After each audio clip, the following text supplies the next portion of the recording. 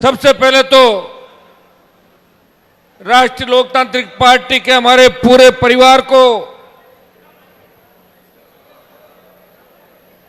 और विशेषकर बाड़मेर और आपके जो नया जिला बना बालोतरा, दोनों जिले इसके अंदर शामिल है, और जैसलमेर वो भी संसदीय क्षेत्र का हिस्सा, वहां के भी जवान दिख रहे हैं। मैं आपको बहुत बहुत बधाई दूंगा, धन्यवाद दूंगा कि आज से ही आपने राजस्थान की राजनीति के अंदर एक नया आगाज बाड़मेर की धरती से कर दिया है। और मुझे पता है कि बाड़मेर वालों का रिकॉर्ड तोड़ना राजस्थान में किसी के बस की बात नहीं। वैसे सारे जिले ताकतवर है, किसान कौम ताकतवर है, दलित शोषित मुस्लिम हमारे साथ खड़ा है राजस्थान के अंदर, लेकिन बाड़मेर के नौजवानों ने जो ऊर्जा मुझे वसुंधरा से लड़ते हुए हमेशा दी थी, वही हनुमान बेनीवाल आज पार्टी का गठन करके इस किसान कौम की लड़ाई लड़ रहा है।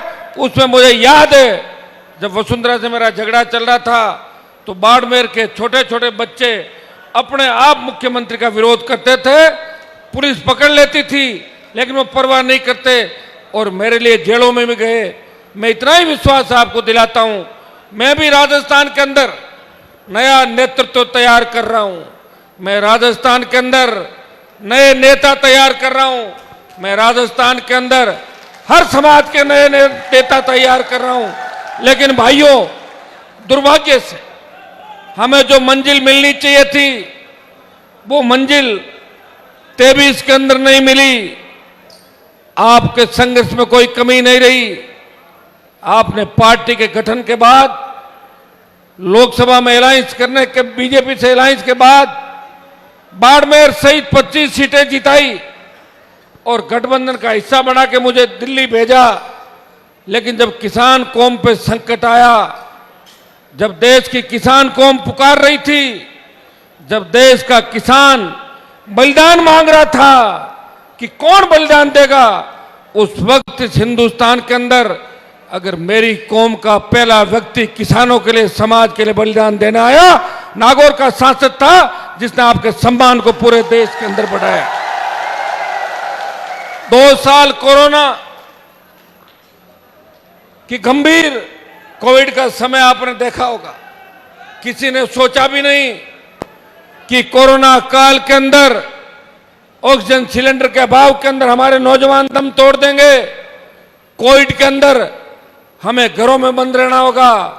कोविड में मोदी ने घंटी बजवाई, मोमबत्तियां जलवाई और पता नहीं क्या क्या करवाया कोविड के अंदर।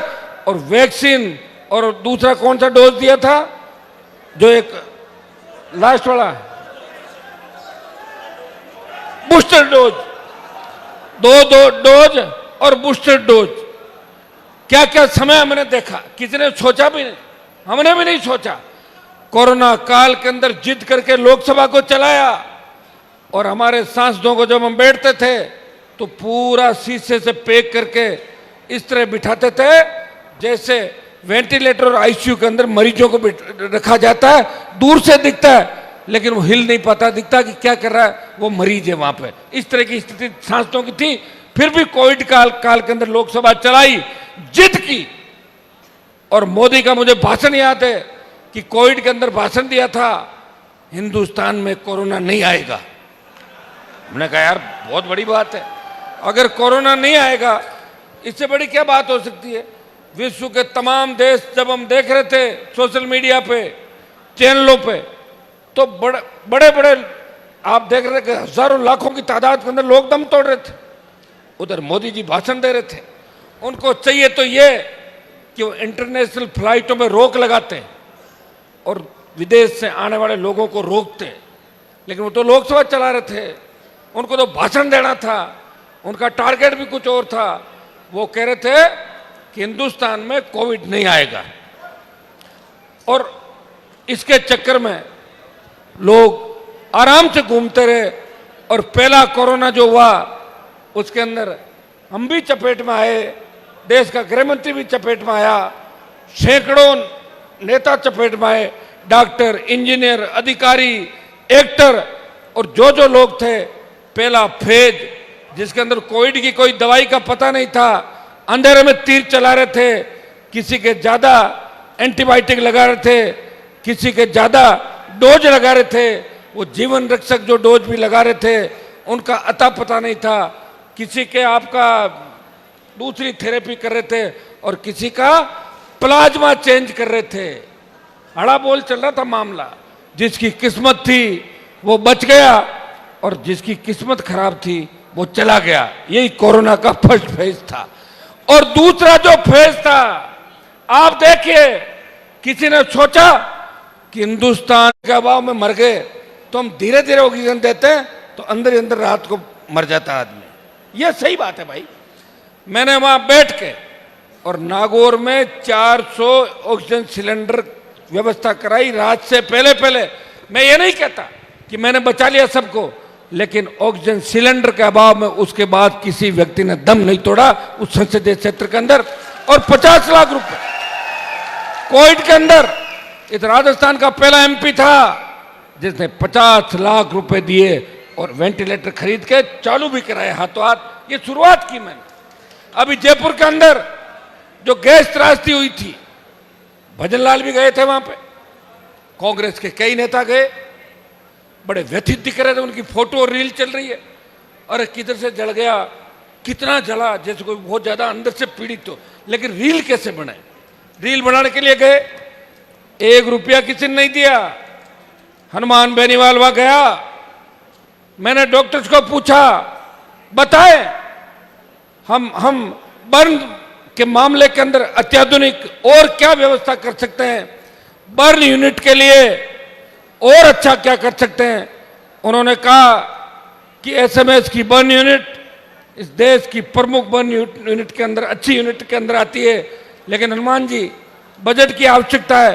तो मैंने कहा मुझे बताओ मुझे क्या देना है। तो बोले आप तो 50 लाख रुपए दे दो। 51 लाख रुपए सवाई मानसिक अस्पताल के अंदर बर्न के मेरे भाइयों के लिए दे के आया, जो चेक भी चला जाएगा।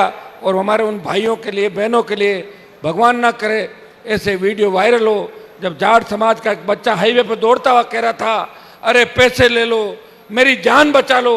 आपने वो फोटो देखी थी? हाँ, तो भाई इससे अंदाज लगा लो, यही राजस्थान की तस्वीर है और यही हिंदुस्तान की तस्वीर है। अगर लड़ना चाहते हो, अपने बच्चों का भविष्य ठीक रखना चाहते हो, छोटे भाई बहनों की रखवाली करना चाहते हो, अगर चाहते हो कि आपका अपमान नहीं हो और लोग हंसे नहीं, अगर चाहते हो कि किसान की पगड़ी किसी सामंत के आगे उतरे नहीं, अगर चाहते हो इस राजस्थान के अंदर कर्ज मुक्त किसान, फ्री बिजली, टोल मुक्त राजस्थान, सशक्त लोकायुक्त, रोजगार और पेपर लीक की घटना करने वाले तमाम दोषी सलाखों के पीछे, और जो जो भर्तियां हुई उनमें फर्जी जो है वो भर्तियां कैंसिल हो और नए सिरे से हमारे पढ़ने वाले बच्चे, किसान के बच्चे बच्चियां उन भर्तियों के अंदर वापस सेलेक्ट हो। अगर ये चाहते हो तो हनुमान बेनीवाल को ताकत दो,